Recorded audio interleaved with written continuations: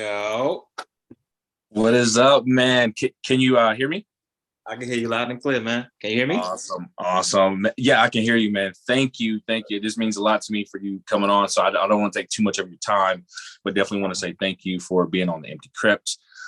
So just jumping right into it, man. I did a little bit of research on you. So kind of just first question I have for you, just give me a little bit, or in the fans, a little bit of your backstory, like how you got into acting and just kind of your childhood growing up in Newark, New Jersey. Yeah, appreciate that. And I first want to start off by thanking you, man. Giving you your flowers. You Yes, know what I sir. mean? I see you built this organically. You know what I mean? You found your people, you found your tribe, and it's working, man. So I appreciate you even inviting me on this platform, though, for real. Yes, sir, for sure. To answer your question, man, yeah, I was born and raised in Newark, New Jersey. I didn't even leave Newark my first time until I was 18 to go to college and whatnot. And I had a solid group of friends, man. You know what I'm saying? And all we did was joke. You know what I mean? Very comical, very humorous. I was raised by my great grandmother, so that by itself was already a storyline in itself. And Hmm. then when I matured a little bit and I got, maybe like 25, I had moved away from my friends and I didn't have that back and forth itch anymore. You know what I'm saying? I didn't have that, going back. So I kind of was like, I need to do something with that creative bug. And I started thinking about acting that first time. And I ordered a class. Shout out to the Actors Lab Philly, uh, Hmm. ran by Brian Fox. Absolute phenomenal class. And I was hooked, man. For I was hooked. sure. Yeah, I saw that. Yeah, you're born and raised in New Jersey, and then you started acting in 2016, right? Yeah, very not that long ago. Yeah. Yeah, so that's what I'm saying, man. And you have about 21 acting roles from commercials and all that stuff already. So just to jump in, so I know you kind of said how you got into acting. Now, were your family very supportive of you being an actor? Yeah, I mean, you gotta understand when I first got into it, I didn't know what it would lead to. It was just something to kind of, it was like a hobby, you know what I mean? But I just, once I found it, I was like, oh no, I can do this. So I just spent the whole year just training. I didn't, go for any roles. I didn't look for any agencies or anything like that. I was just locked into class. And then after that, I was able to get an agent fast. I was able to even start getting, a little bit of work fairly fast that I brought the idea to my wife and I'm like, I might be because I was doing accounting. I did accounting for nearly 10 years. And I Mm-hmm. was like, this is a, crazy jump, but I'm thinking I'm kind of good at this and I like where it's going. What do you think about that? And she was like, following your lead, if you feel like that's what you want to do. And that was very comforting because, it's one thing to try to prove it to somebody, like, I got you, just watch, versus I'm supporting you and I'm with you. So it was Mm-hmm. like I didn't have that added pressure. It was more so let's just be free and just trust the process. Okay, and shout out to your wife, man, because that takes a lot of commitment to just, Oh yeah. yeah. And I did read that, as well. Like you quit your accounting job to jump in full time acting. So Yeah. kind of just walk us through those emotions of you wanting to jump full force into something that you really was just new Yeah, no, I mean, I might sound cool and calm now, but it wasn't like that. You know what I'm saying? at. I really prayed on that, man. You know what I'm saying? I had prayed on it. And I remember one night, after praying on it, I received like an affirmation. It was like, everything that you need, I've already equipped you with. You know what I'm Mm-hmm. saying? And that resonated with me because it was like, I already had my family, I already had a supportive wife, I already had supportive friends, I already had a skill set, and I had agents already. It was just like, you know what? Okay, you know what I'm saying? What else do you really need? But now, of course, it's different just if you're working plus acting. Mm-hmm. But I was in a position where I couldn't do both. Like my job was very demanding. So it was like I would, and this is, but pre-COVID, we were driving to these auditions, you know what I'm saying, for 5 minutes or whatever. Like that's a whole day though, from South Jersey to New York and back, you know what I mean? Or Yeah. it's a big deal. So it's like, well, you're going to Georgia, that's fitting the 3 days extra, boom. So it was just like I can only do one, and I chose that one, and that was 2019, and I had started to pick up a lot of heat, man. You know, what I mean, within that year, I had a couple commercials. I had did like appearance on This Is Us, appearance on Tommy, some CBS show. Then I had already filmed an episode of Power. So it was building. And then right after that, it was 2020. Yeah.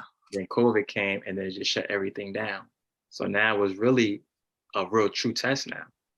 You know what I'm saying? Because it's like you've already quit your job, you're already kind of depending on this. So it's like, now what? And Lord is great, you know what I'm saying? God's still good. Yes, So sir. I was able to actually still pick up stuff. Like I wrote a book. I wrote a children's book, you know what I'm saying? Once I Girl's dad, correct? correct, yeah, Girl Dad, once I had my daughter, that inspired me to write that. And then that, did very well. I had hit #1 at one point, and it was just like, oh, okay. Um, and I was always still saying that same mantra, like God's still good, because I was bearing witness, every day. You know what I'm saying? I didn't even know how these bills was getting paid, but he's working it out. So I'm like, all right, you know what I mean? And then I'm like, you know what? Around that time, Atlanta was starting to open back up. And so I was like, I'm gonna go down here and see what's going on. And my sister-in-law always hear me say that, God's still good. And then she wound up, making me a sweatshirt that said that and open up a little online store for me, which I was Mhm. able to take it over and then truly push it. And then before I know it, I had a clothing line. So it was like, man, you just never know. Like it was just a message, like, everything you need, I already equipped you with. Just walking. You can't see it that clear right now, but you just gotta trust it.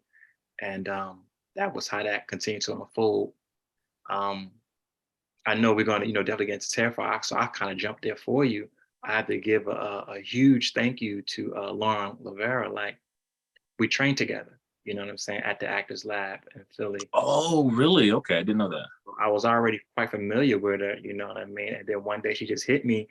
I had no idea about, Terrifier, but she had hit me and told me that, there was like 2 roles available and, maybe I should audition.